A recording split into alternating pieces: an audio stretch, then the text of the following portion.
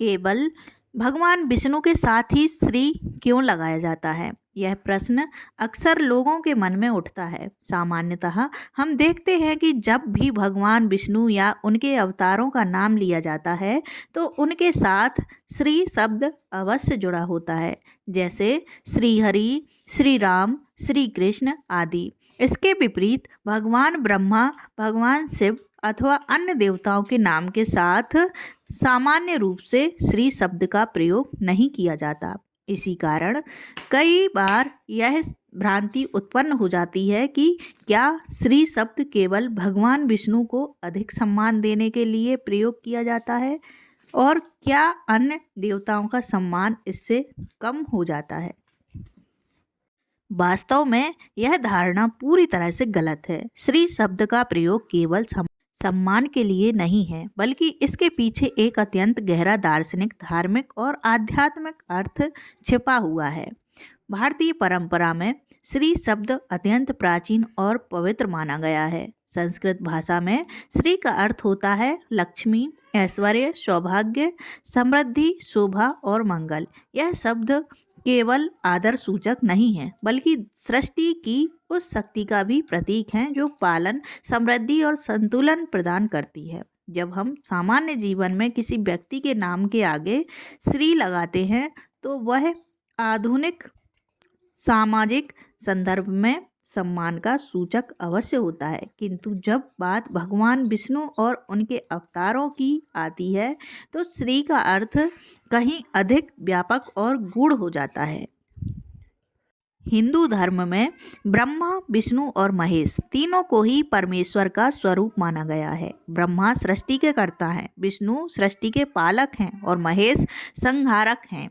इन तीनों में किसी को भी सम्मान की आवश्यकता नहीं है, क्योंकि वे स्वयं सम्मान के सर्वोच्च अधिकारी हैं। उनके नाम के आगे श्री लगाया जाए या ना लगाया जाए, इससे उनके दिव्य स्वरूप में कोई कमी नहीं आती। अतः यह कहना कि श्री शब्द विष्णु को सम्मान देने के लिए लगाया जाता है और अन्य देवताओं को नहीं, पूरी तरह से गलत होगा।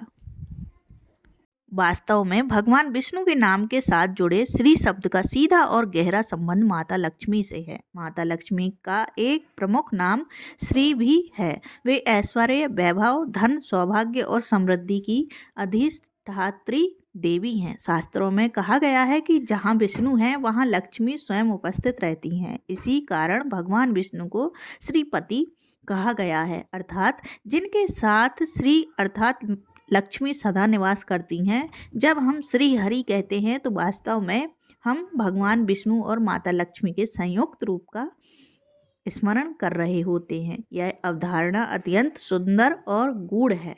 जैसे भगवान शिव के अर्धनारीश्वर स्वरूप में शिव और शक्ति एक ही शरीर में समाहित हैं, वैसे ही भगवान विष्णु और माता लक्ष्मी को भी अभिन्न माना गया है। विष्णु बिना लक्ष्मी के अधूरे हैं और लक्ष्मी बिना विष्णु के। पालनकर्ता की शक्ति तभी पूर्ण होती है जब उसके साथ समृद्धि, करुणा, सौभाग्य की शक्ति भी हो। इसी कारण श्री शब्द विष्णु के साथ जुड़कर केवल एक संबोधन नहीं, बल्कि एक दार्शनिक सत्य बन जाता है। अब प्रश्न उठता है कि श्री राम और श्री कृष्ण के नाम के आगे जो श्री लगाया जाता है, क्या वह केवल सम्मान के कारण है या उसका भी यही अर्थ है? उत्तर यह है कि श्री राम और श्री कृष्ण के साथ श्री का प्रयोग भी मुख्यतः माता लक्ष्मी के ही रूप से संबंधित है। भगवान राम और भगवान कृष्ण दोनों ही भगवान विष्णु के पूर्ण अवतार हैं। शास्त्रों के अनुसार जब भी भगवान विष्णु पृथ्वी पर अवतार लेते हैं तो माता लक्ष्मी भी किसी न किसी रूप में उनके साथ अवश्य अवतरित होती हैं। जब हम श्री राम कहते हैं तो वास्तव में हम केवल राम का नाम नहीं लेते, बल्कि सीता राम का स्मरण करते हैं।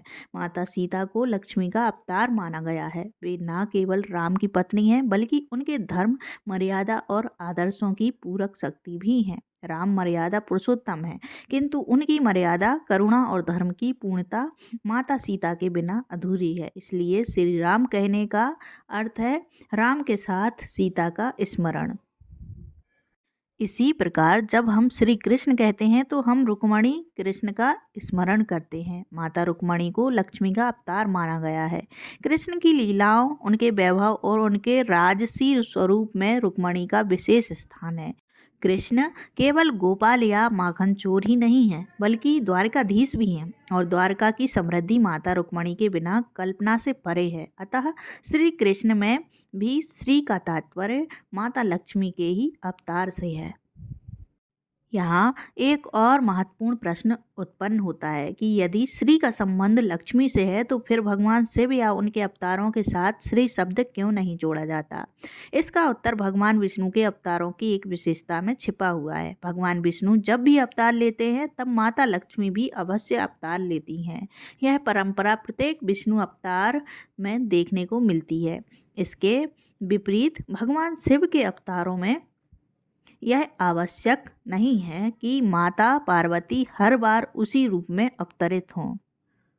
बहुत कम लोग इस तथ्य से परिचित हैं कि भगवान विष्णु के अन्य अवतारों के साथ भी माता लक्ष्मी ने विभिन्न रूपों में अवतार लिया है। जब भगवान विष्णु ने वराह अवतार लिया तब माता लक्ष्मी ने वाराही के रूप में अवतार लिया।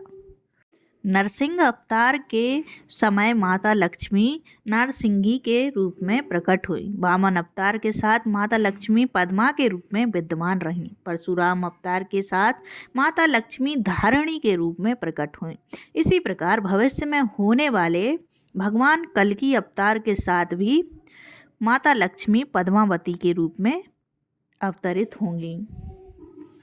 इस प्रकार यह स्पष्ट हो जाता है कि भगवान विष्णु के प्रत्येक अवतार में लक्ष्मी का साथ अवश्य रहता है। इसलिए श्री शब्द केवल विष्णु और उनके अवतारों के साथ जुड़ा हुआ दिखाई देता है। यह कोई संयोग नहीं है, बल्कि एक गहरी वैदिक और पौराणिक परंपरा का परिणाम है।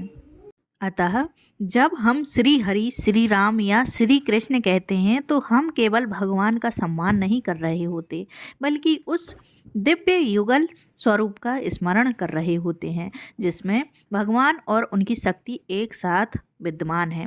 यह शब्द हमें यह भी स्मरण कराता है कि जीवन में केवल शक्ति या केवल वैराग्य पर्याप्त नहीं है, बल्कि संतुलन आवश्यक है।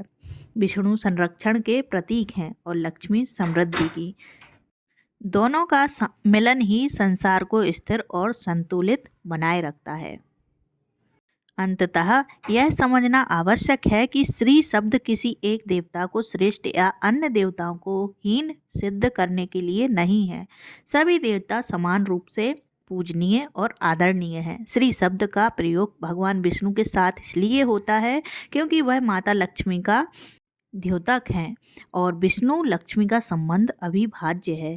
यह शब्द हमें यह भी सिखाता है कि ईश्वर और शक्ति, पुरुष और प्रकृति, चेतना और ऊर्जा ये सब अलग नहीं हैं, बल्कि एक दूसरे के पूरक हैं। इसलिए अगली बार जब आप श्री राम या श्री कृष्ण का नाम लें तो यह स्मरण रखें कि उस एक शब्द में संपूर्ण दर्शन समाहित है। धर्म, करुणा, समृद्धि और संतुलन का दर्शन, यही श्री का वास्तविक और गूढ़ अर्थ है। जय श्री हरि।